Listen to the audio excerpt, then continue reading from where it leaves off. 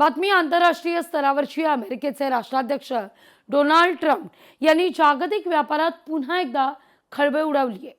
इराणशी व्यापार करणाऱ्या कोणत्याही देशाला आता अमेरिकेसोबत व्यापार करताना 25% अतिरिक्त आयात शुल्क द्यावं लागणार आहे, अशी घोषणा ट्रम्प यांनी केली आहे।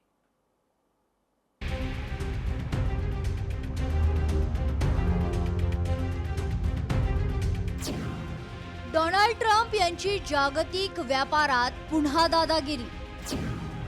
इराणशी व्यापार करणं पडणार महागात।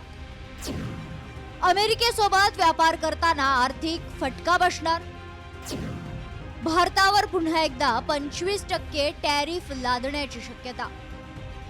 डोनाल्ड ट्रम्प यांनी इराणवर आर्थिक दबाव वाढवण्यासाठी टॅरिफचा डाव खेळलाय।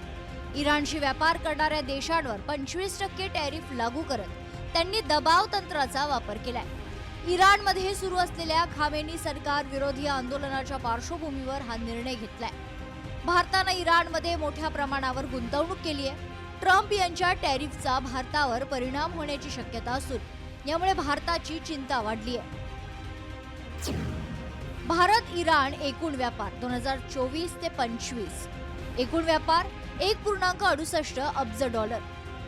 भारताची निर्यात $1.24 अब्ज। भारताची आयात $0.44 अब्ज। इराणकडून आयात होणाऱ्या वस्तू सुकामेवा, सेंद्रिय असेंद्रिय रसायनं, काचेच्या वस्तू, पेट्रोलियम उत्पादनं। तर भारताकडून निर्यात होणाऱ्या वस्तू तांदूळ, सोयाबीन, केळी, चहा, साखर, औषधं, मसाले, मशिनरी आणि कृत्रिम दागिने।